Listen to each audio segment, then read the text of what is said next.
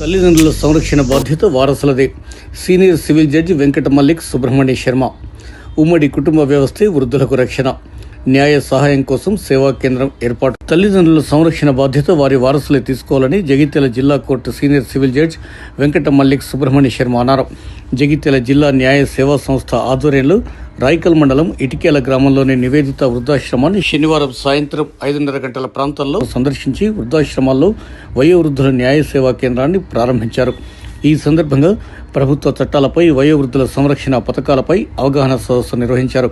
వృద్ధాశ్రమంలోని మౌలిక వసతులను పరిశీలించి సలహాలు అందించి వృద్ధుల సమస్యలను అడిగి తెలుసుకుని పనులు పంపిణీ చేశారు. అనంతరం ఏర్పాటు చేసిన సమావేశంలో మాట్లాడుతూ సివిల్ లా ప్రకారం నిరాశ్రయులైన మీకు ఆశ్రయం కల్పించేందుకు, న్యాయ సలహాలు అందించేందుకు అనాథాశ్రమంలో వృద్ధుల న్యాయ సేవా కేంద్రాన్ని ఏర్పాటు చేయడం జరిగిందని వివరించారు. వారానికి ఒకసారి లాయర్లు వృద్ధాశ్రమాన్ని సందర్శిస్తారని, తమ సమస్యలు వివరిస్తే మీ తరఫున న్యాయ పోరాటం చేస్తారని వారికి వివరించారు.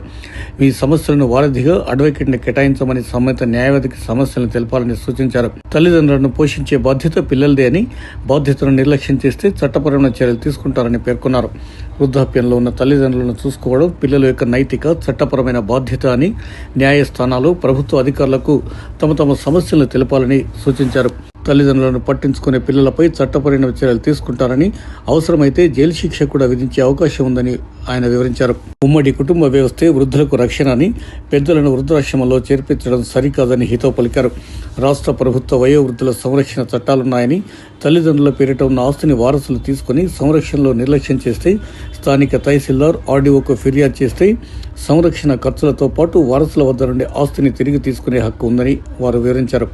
ఈ కార్యక్రమంలో 2వ తరగతి న్యాయమూర్తులు Gampa Karunakar, AGP Omprakash, legal aid defence counsel Chandramohan, P Satish, Vijayakrishna, APP Bitla Narasayya, panel advocate Gone Bhumeshwar, Paripalli Lakshminarayana, PLV Gangarajam తదితరులు పాల్గొన్నారు.